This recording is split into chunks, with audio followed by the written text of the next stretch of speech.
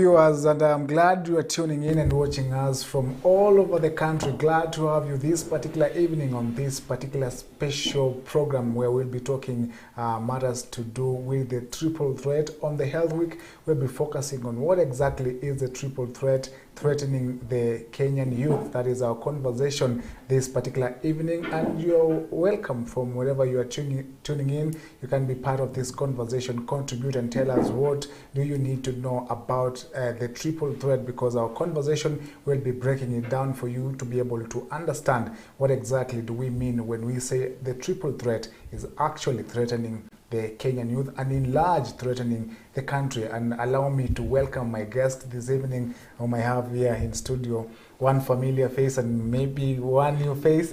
And on my near right is Marianne Mwangi. Yes. Is a sociologist and also a lecturer of social sciences. Karibu sana in our studios this evening. Asante sana. And on the far right is Reverend Zachary Gyoko, is the director PCA drug control.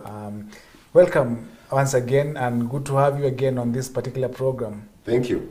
Yeah, because there was some time we also talked about similar topic but quite different. Sure. Yeah, how do you feel for us to be back again and have this conversation? Yeah, it is interesting, and the problem is still there.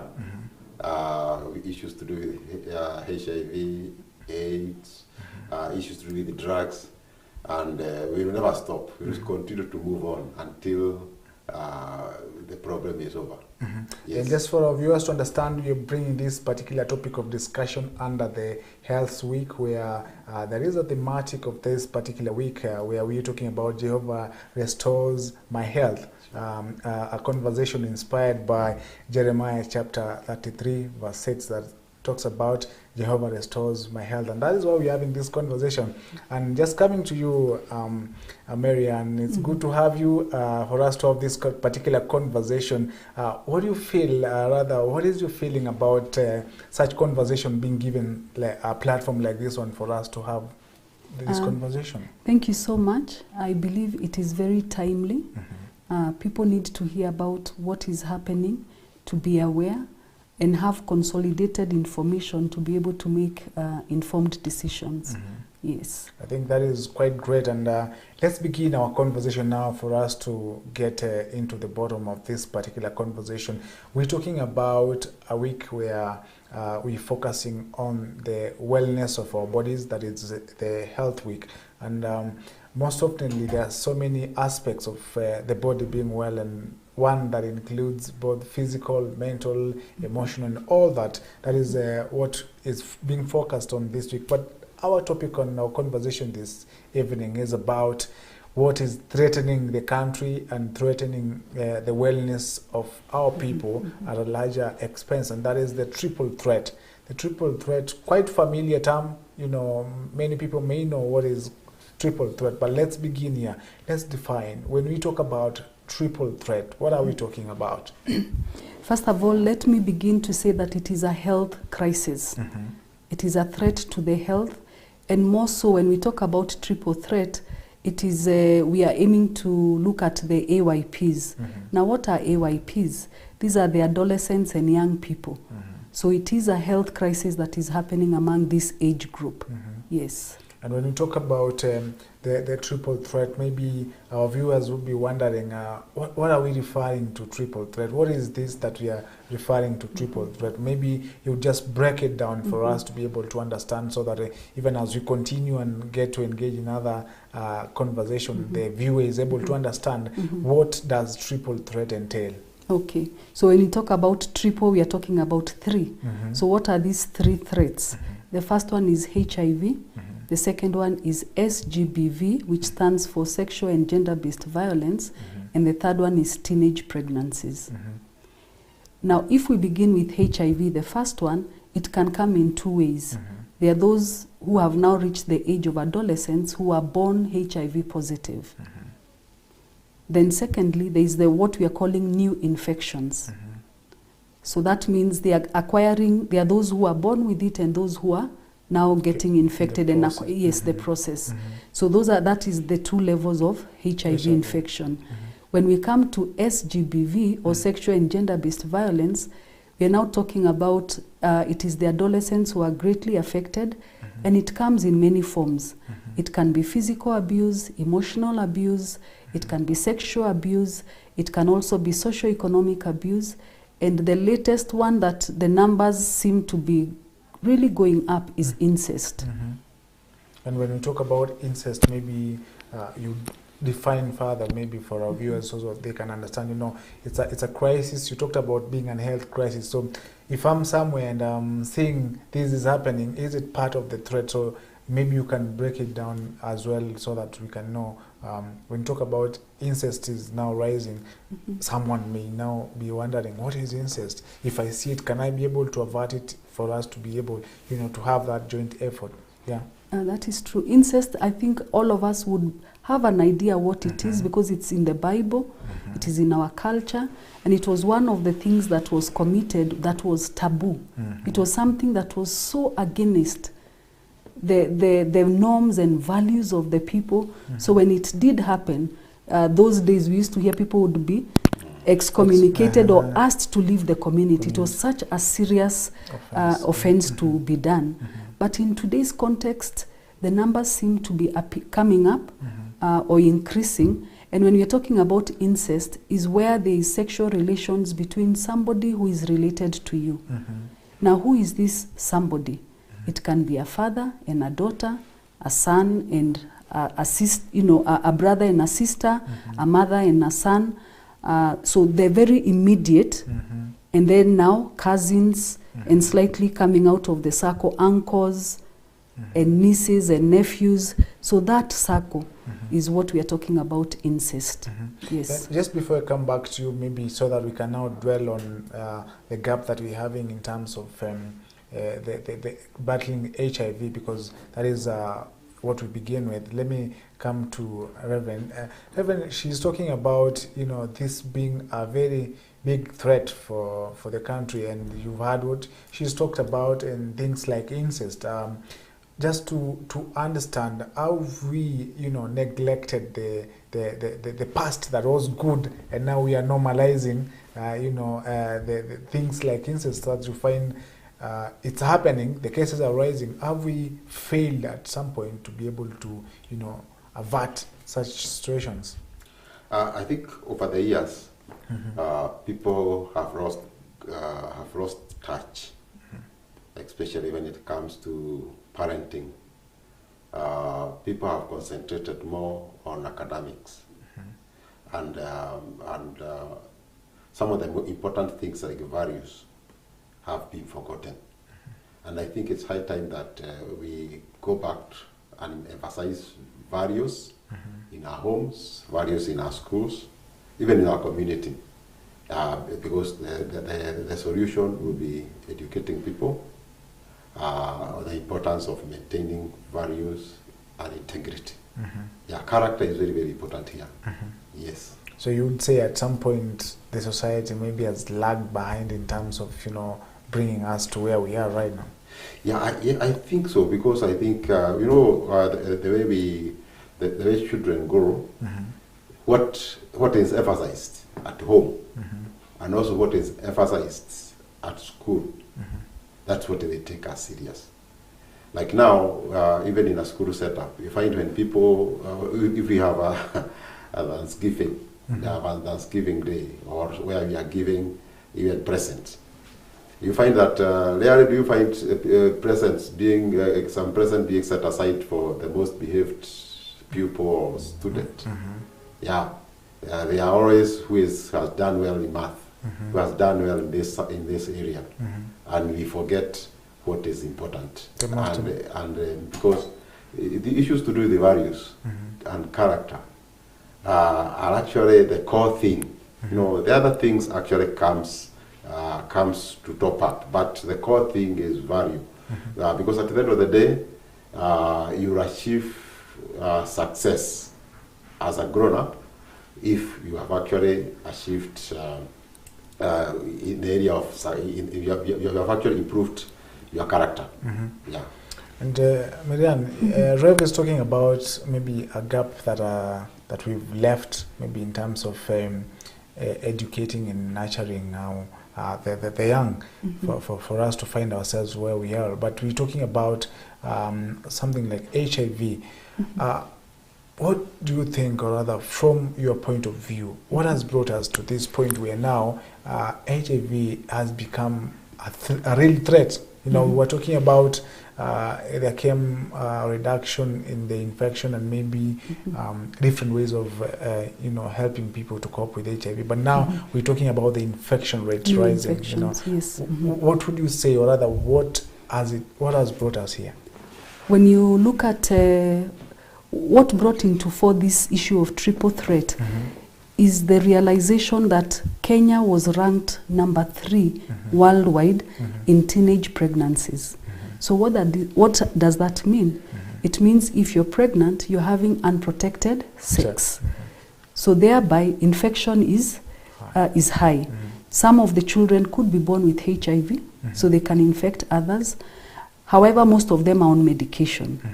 But you see also we are discovering that adherence to medication for the young people is very difficult, especially when they go to boarding school. And you go with all these drugs, you're wondering, you don't want your friends to know you're taking drugs, so they are hidden. And you can even forget when, because of where you have hidden it, or probably the presence of your friends, you don't want to take it where they are. So even adherence for the adolescents is not a simple thing. There is the issue of stigma. When people discover one of the learners is HIV positive, how will they react to you? Will they continue to still be your friend? And remember, when you're an adolescent, a lot of focus, you want to belong to a group of people. You want your friends to like you. If you recall when you lost a friend when you were growing up, it really hurt. Definitely. So you can imagine when your friends withdraw from you, some of the adolescents might prefer not to take their medication so that they are not noticed or noted, so that they can maintain their friendship. So probably the infections, could be going on because of that. But the other thing is, what is worrying is the new infections. These teenagers who are getting infected were not born with it. So what are we talking about? Which age are children beginning to have sex? We are being told 10 years. As young as 10 years, a 10-year-old is already having sex. I mean, that is worrying. That is worrying to us as parents, to us as Christians, to us as a country. It has definitely implications. You're not only opening yourself to pregnancy, to also HIV infection or any other STI. HIV is not the only one. And we are normally told when you begin having sex at a very early age, at 10, 11, you can imagine by the time you get married at 30 or 26, how many years of being sexually active? You can see how you open yourself up to vulnerability, having many partners, risky behavior. You're really opening yourself up to many things, risky behavior. Yes. And we are dealing with, and we are talking about a very sensitive age group, exactly. Let's talk about 10 and 17, because that is about 18, and now talk about 19. So for 18 and below, those you could say children, because the law recognizes an adult from 18. Exactly. So we have the children under the age of 18, and now we have those slightly above that age bracket. That is quite a sensitive, age group. For us, what should we do, maybe, in terms of making them understand and coming to terms that this is a real threat, because you can be sure that most of them do not take it as a threat, and that is why we are having this infection. So what can we do, maybe, dealing with this particular age group, for us to find ourselves where we want to be? First of all, let me say you're dealing with minors, people who are not of age, mature age.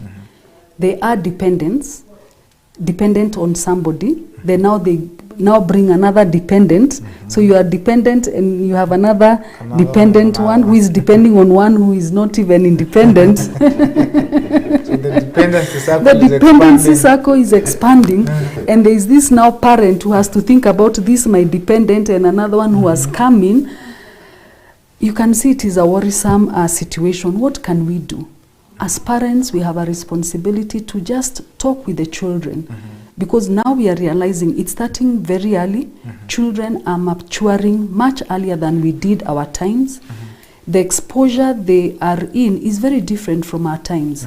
When we were growing up, maybe there was only one TV station, everything was censored, so there was not much exposure of this explicit kind of material. The songs that we had those days, it was like a story, somebody warning you about this or the other. But now even you look at the dance moves, a small child will dance, and the moves they are making, and you're wondering, is this a child? They are moving their waist this way and that, and you're thinking, does the child really know what they are doing? So it's very... Understand they have consumed something. They have consumed something which at that age they might not fully comprehend, but it is moving towards a dangerous direction. So we really need... I know the challenge is, at what age should we begin talking to our children about issues like sex education? It has a bit of controversy. Should we not? If we speak to them, are we encouraging them, or are we making them aware? If children are having sex, obviously it is telling us we need to say something. Reverend talked about values. Can we integrate it with values? You know, and also information, because these children have access to information through internet, through so many other ways they can get. But can we give them appropriate information that will be at the level of their age? What we are calling age appropriate information. Don't go overboard. They might not comprehend what you're saying. So you look at the age. And today, unfortunately, if you talk with the teachers, they will tell you, this child was caught kissing with another one, from playgroup to nursery. So when we say we cannot talk, it's not the right time.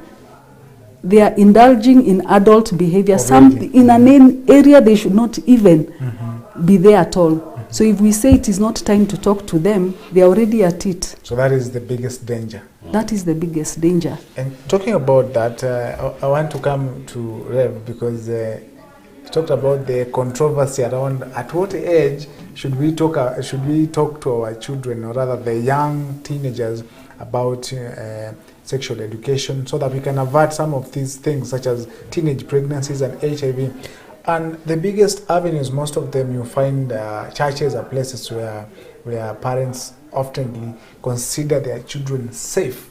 You know, we were talking the other day about parents considering taking their children more to a church-friendly school. You know, there is a primary school here, there is a private church school here, and the parent feels, I rather invest a little bit of some money, but I take this child to this church school for them to be molded in certain character. But again, is the church open, for that conversation? We need to have, considering what the church stands for and what is happening. Is the church now in a position, to steer that conversation about let's have this sex education even in our churches? I think the issue of sex education it sometimes brings controversy, not just in Kenya, it's across all over the world. So, but what I think is that it's always important for parents, for teachers, and for everyone to ensure that the children are given age-appropriate information, so that so that as they grow, they don't get lost. It's important for them to learn that there are some things that you should not do. Yeah, there are things that are sinful. So, and I think if we are to start from there, because church, when I talk about the church, what we teach is what is in the Bible. What does the Bible say about sex education? What does the Bible say? What does it require of a child as far as that matter is concerned? What does it require for an adult? I think that should be the starting point. Teach the Bible, teach what the Bible says, and with that, the child will grow knowing what is right and what is wrong.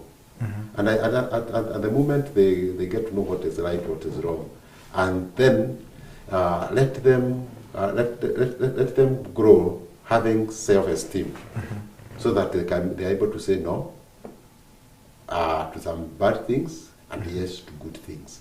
Because the moment they are just brought up and they don't have the self-esteem, they are looking at what other people or students will say about them. Then they are likely to be pushed away by the peer pressure. But if we are to teach them age appropriate at every age, that they are people who knows they are stable emotionally. In terms of information, they have the right information. They have been taught to say yes and no. They have been taught even to question some things. I think they will grow being responsible. Yeah, I think when you are talking about sex education, I think it's all about teaching about God. Because who came up with the issue of gender and sex? It's God who created. And when he created, he has also given us the Bible that has everything. He knew what will happen later. Yeah, he knew everything. But I think the problem comes when we start coming with our own things. But if you are to focus on what is in the Bible and teach them and let them be stable in their thinking, in their decision making, and even when we are teaching during the rite of passage, helping those adolescents to transit from childhood to adulthood. At that time, we also be a time of grounding them in the right things, as far as the Bible is concerned. As far as the Bible is concerned. And the good values are concerned. I think that is a good point, but I'm told we need to take a very short commercial break, and then we come back, because when we come back now, we focus on, we talked about HIV being the biggest factor, but now we have teenage pregnancies, and how do we deal with that, and what has happened, how do you accommodate it in the society as well as in the current situation as it is. And also we talk about now teenage pregnancies. Most of them are leading to gender-based violence. You find a father is beating the wife because says the responsibility of the girl child is for you. So if your child got pregnant at this early stage, and I term you as a failure, which again now brings the chaos in the family. But we're talking about that in a very short break, so don't go far away. When we come back, we continue with our conversation on the triple threat: teenage pregnancies, HIV and AIDS infections, as well as the sexual gender-based violences. That is what we'll be coming to talk about in a short while, so don't go far away. This is CAC TV.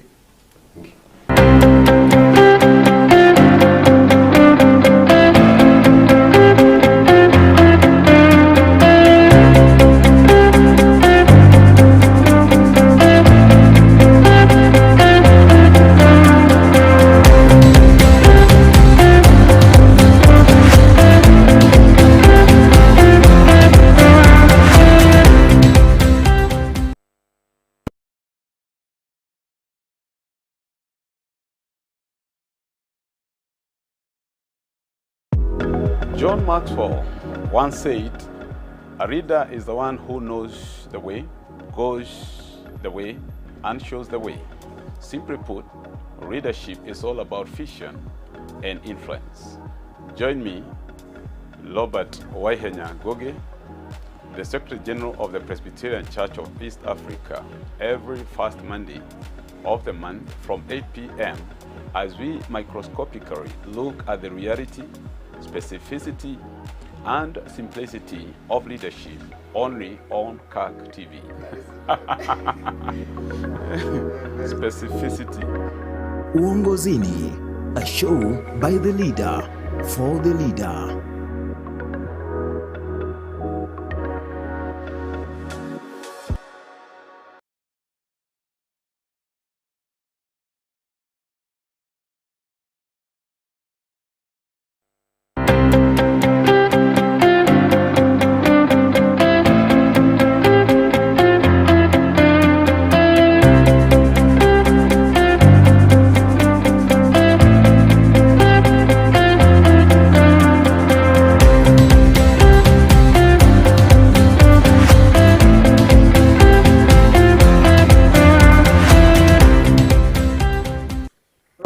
welcome back again to this particular conversation on this particular program where we are talking about matters to do with the Health Week, and we're focusing on the triple threat. Of course, the triple threat is the fact that we are having a high infection rate of HIV and AIDS, and also a high endurance of teenage pregnancies that has been rising rapidly in the recent months, as well as also talking about gender-based violence. And that is our conversation this evening. My guest still here with me, and we continue with our conversation from where we left.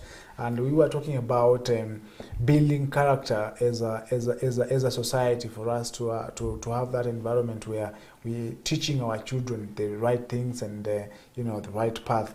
And we talked about largely about the HIV infections, but besides the HIV infection, we're also having another bigger challenge. And then when you talk about society, you talk about the values and what we believe in as a society, and more so as Christians and religious people. And that is teenage pregnancies. That is quite a bigger picture of what we are terming as triple threat. And I want to begin with you, Mary Ann, because we're talking about something that has to do with the way we bring up our children. But now, teenage pregnancies. Mm-hmm. Do you feel we fail largely, in terms of us regulating how we could not get to this point? Yes, it's an interesting question, and normally we talk about when did the rain begin to beat us, mm-hmm. because at one point it did, mm-hmm. with the numbers rising. So you're wondering, where did we go wrong? Is it us parents? What is happening? Is it the way the society is modernizing and things are moving very fast? So we need to it's a reflective moment, mm-hmm. to really see what went wrong. And because something has gone wrong, mm-hmm. What can we do right? How can we rectify this particular problem that we are having? Before we even get there, probably we also need to know, for the teenagers who are getting pregnant, it has its disadvantages. Mm-hmm.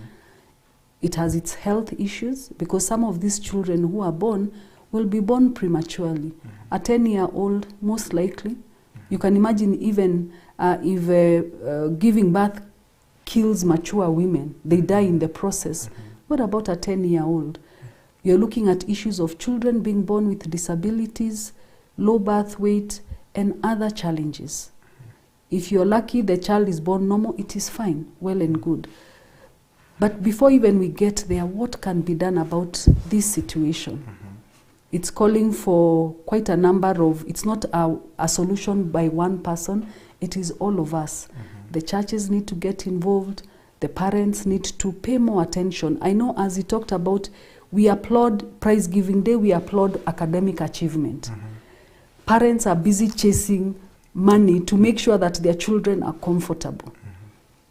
So the issue of how much time do we spend with our children, this issue of children spending a lot of time unsupervised. Mm-hmm. At least when they're in school, they're under supervision. When they come home, parents, nowadays people get home 8, 9 sometimes. Mm-hmm. So what have they been doing between this time? During the holidays, mm-hmm. the parents are always busy. So the issue is we need to devote more time with our teenage and the growing children, ensure we do joint activities together. Let us not leave them too much into their own company, mm-hmm. which sometimes if you have a house help, she's busy doing other things. Mm-hmm. So these children have either the television or maybe nowadays a lot of homes have internet. Mm-hmm. Mostly it's because during COVID time, people had to work from home, mm-hmm. they had to have internet. Mm-hmm. So the children have access. And with internet you can go anywhere. And access anything that you want. Mm-hmm. Now, this internet was for working purposes, but now what is it being used for? Mm-hmm. So there are a lot of things people are trying to see. Can you be able to control the content on television, what is being watched, even which sites they can, access? Mm-hmm. Can you keep them busy? When you get time, weekends, go for things like sports, something that is healthy. Mm-hmm. Other activities that are healthy that can bring, keep them away from idling. An idle mind, we always say, is the devil's workshop, or having too much time in their hands. Children are curious. They are very curious. And what I've noted, even with our smartphones, sometimes somebody throws in something, unsolicited pictures. And you're wondering, now, I didn't go to this, or what is this now? Is this? Somebody will throw in something there. And of course, with a child's curious mind, obviously they will hit there, tap, and they will soon become hooked to it and become customers. Once you hit on this content, it will keep coming up, even when you have not solicited for it. So you can imagine a child all alone, all these hours, with this kind of content. They will see that, go to another one, and it will become now a habit. So we really, the issue of, I think during our time, or let me say those days, if you're in the village, there was a lot of work, farm work during the holidays. There are cows, there's the livestock, there's the farming, fetching of water, doing also. So your mind could not even think about these kind of things. By the time it is evening, you're so exhausted, you just want to sleep, eat and sleep. But now, since the farms are no longer there, even the housing where we live in, people are living in areas where there are no play fields, they're in apartments, the only place is at the basement where cars are parked, and you're always at the danger of breaking somebody's, there's a lot of restrictions. So children can only stay in the house. And that is the biggest challenge that we are facing. Yes, it is even better when there was a field there, they go and play. It is healthy. Sports are very healthy. The fields used to be there. Go play and do what, or work and do, but at least you're engaging yourself in something constructive. But all these hours people are spending locked up in a house. You never see children sometimes out. In some estates you go, you wonder, are there children here? They are there, but they are all in the house. From morning till evening. What is this occupying this child inside the house? And I think you brought out a very important point, because I remember those days as well, maybe my days, because not so long ago. Yes.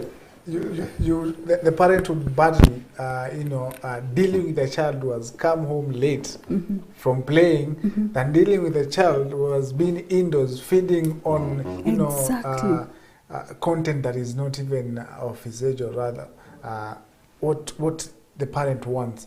So right now that is the difference.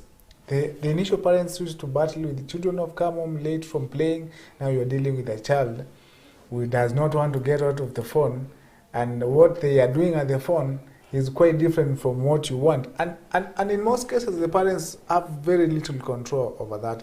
But I want to come to you, Rev. From the church perspective, from the religious perspective, from the faith perspective, how do we deal with this issue of, teenage pregnancies in the community and the society? I remember there was one politician who said that, I know this problem exists, but God, please show me a way how to deal with it. So how do we deal with it? from that perspective. I think this is a problem not just to be dealt with by the churches. It's for everyone. It requires every person to do his or her part. Because when we are talking about adolescents and young people, we are talking about people from the age of 10 or 11 up to 19. Yeah, adolescent and young people. And that is where the problem is. And as we are aware, in Kenya, the average age is 19 years. So you can see how many people are actually affected. There are very many. If the average age is 19 years, we are talking of so many people being affected. You do something wrong, you mess with very many people. But on the other side, you do something good, it affects also very many people. So it's high time that parents, teachers, religious leaders, and every other person look for ways of dealing with this issue. Because like now, as Miriam talked about, Kenya, out of all the countries of the world, we are number 3. Number 3. When it comes to teenage pregnancy. Number 3. You know, so you can see how serious it is as far as our locally. You know, we are without looking at globally. Locally, it is very, very serious, because if we are number 3 in the entire world, then it means it's high times all these stakeholders, these significant people, all these stakeholders, each person takes the whole problem as serious. And it's high time we face the problem head on. Even parents, even as religious leaders, it's high time we sensitize the parents, because in my experience, in so many places where I've worked, and we have had teenage pregnancies within people's homes, you find that they tend to hide to hide the mother, the young mother, and the grandchild. Unless you are so close to the family, you cannot know that there was somebody who was pregnant there, or there is any child who has been born. But when you are going for door-to-door visiting people, you find those cases. And it is as if you find that the problem is, and this one should underline also the problem. And when that couple are talking about the problem that they have, when you look at that child, the mother, the teenage mother, they're not that so much concerned. Which tells you that whatever they have done, they have not even internalized it in their mind. They don't even know what it is. You know, you are telling her you have done something bad, you have ashamed us, but it is not sticking. Inaingilia in this side, alafu then it leaves in the other side. They are not mature to understand the whole thing. So, but you find for the parents themselves, they are actually full of shame. So as a religious leader, or as a pastor, the best thing is to assure that family, pray with them, show them the way forward. Yeah, most of what I usually do is, when I find such cases, is that is to help the parent to realize that their daughter is not mature enough. There is a whole world ahead of them, so they should look away of taking care of the grandchild, and also release their daughter to go back to school and learn, so that at least at the end of the day, they will reconstruct their life. Just as what is in our theme is, Jehovah restores my life. So Jehovah will restore their life, because when they go back to school, they will learn, and eventually they will become responsible people. And it is that one happens. I remember in my class in high school, we had two people who came. You know, they were older than us, but they came and joined us after they had finished breastfeeding, and they are responsible people. Yeah, they are senior people wherever they are. Don't want to mention their name, but they are senior people wherever they are. So there is the whole world and full of opportunities ahead of these teenage mothers. Let them be brought back to school. Let them be counseled well. Let them be shown that the mere fact that they have fallen, they should not remain down. There is opportunity. There are more opportunities when they wake up and they focus as far as their life is concerned.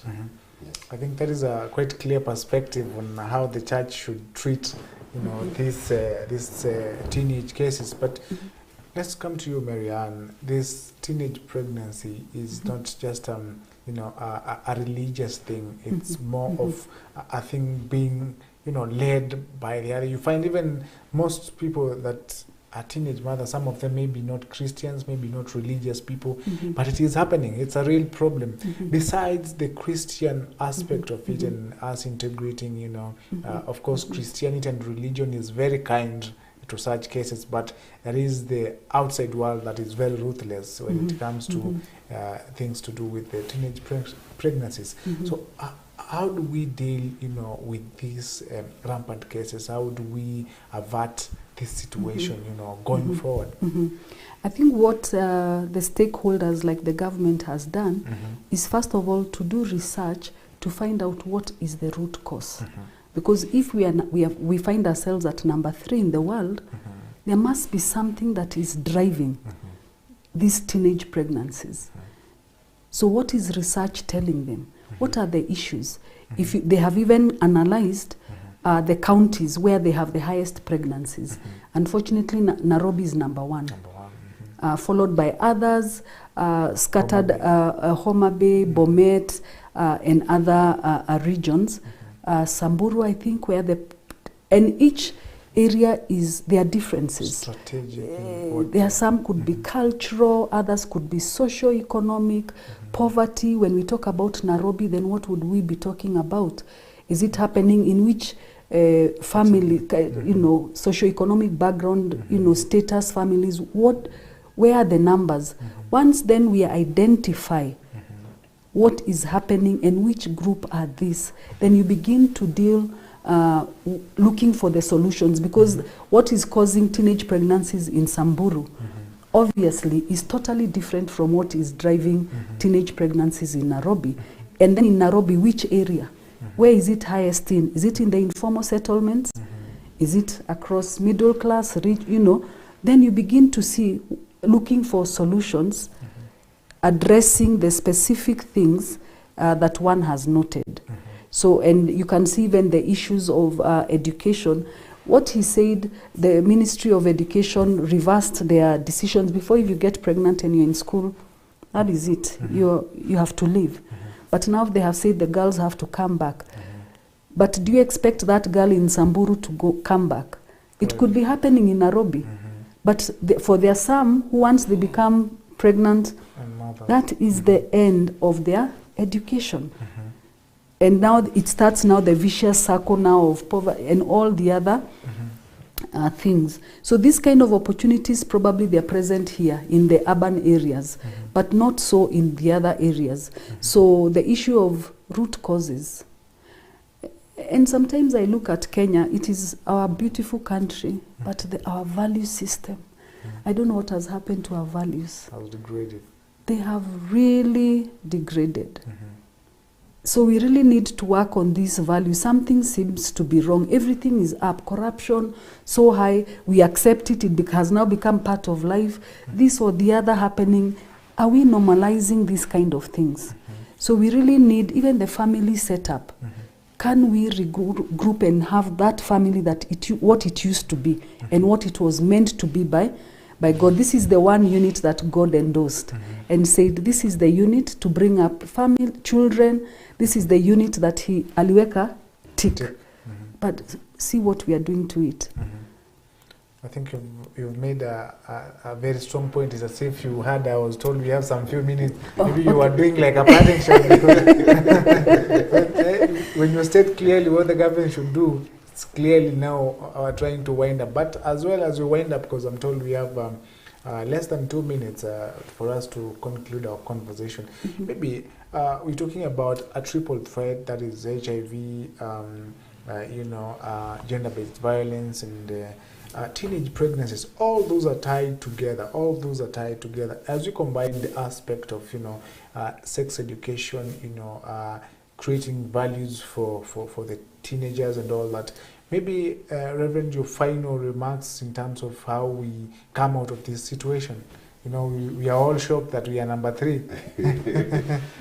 I think we will come out of the situation when we realize that there is a serious problem, it's a health issue, it's a lifestyle issue, and it's an economic issue. When we realize that as a country we cannot grow with this problem, because there's people who are being affected, who are getting HIV, at 10 years to 19 years, we would like them to grow so that they become productive up to retirement age of 60. You know, and you know, the challenge is they will be fighting again. There will be a lot of struggles, medical bills, you know, raising families, you know, trying to catch up with whatever you lost, you know, violence all over, you know, stress, mental health. So because when you're talking about SGBV and incest, and you're talking about teenage pregnancy, you're talking about HIV infections. You're talking about somebody who is so young, who is carrying a very heavy burden, and who is having a lot of stress. So the stress causing mental health, leading to drug addiction, and also drug addiction leading to the same thing. It's like a cycle of, there is a cycle of problems that is never ending. So it's high time that the government comes in together with all the stakeholders so that we actually kick this problem out of our country.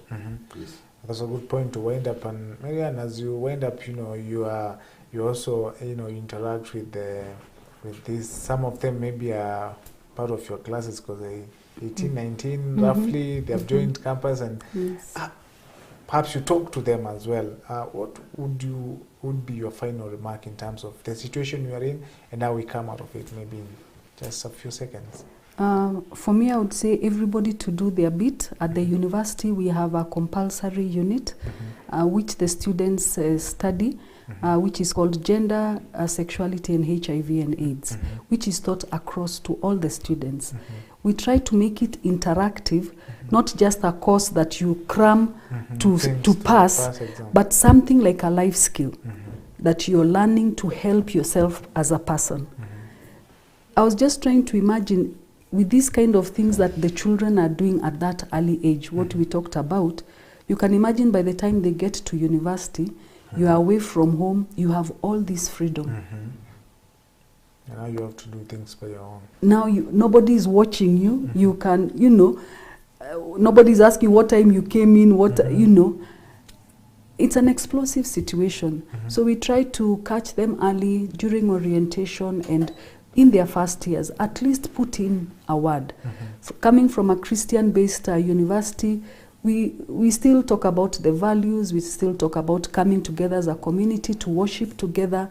We still, and that's why you see parents trying to, you know, would prefer to take their children to an institution where they know at least it's not just academics only, but there are some values that are being imparted. So we are doing our bit, and somehow we always talk about give people information. When they're making a decision, they're making an informed decision. Because when an 8-year-old becomes pregnant, obviously she's not making any decision here. She's not even aware what she's doing. She has absolutely no clue. She is clueless. But give people information so that they can decide, should I not? They make a decision based on something rather than on ignorance. Ignorance is very expensive. Teach them for them to make a decision. Yes. Exactly. And I think and that to is be aware. I think that is a good point to wind up. Thank you so much, you know, for making time this evening for us to have this conversation. And I know our viewers have been able to, you know, grasp a little bit of a 1-2 information in regards to the triple threat, and maybe the ones that didn't know that this problem exists and that we are ranked number 3 globally, then it would be a wake-up point for them. And I want to thank you, Marian Mwangi, for making time to, you know, be part of this conversation. She's a sociologist and also a lecturer of social sciences, and thank you so much. You're welcome. On the far right is Reverend Zachary Gyoko. Of course, a very familiar face because I think we've had quite a number of shows here. But again, on this particular one, thank you so much for making time. You is the director, drugs control, the PCA Church Department. Thank you so much, and I hope this conversation has an impact and it will also be part of greater and a bigger picture in this particular Health Week. Goodbye for now. My name is Chris Samwan. See you next time. Bye-bye. Thank you.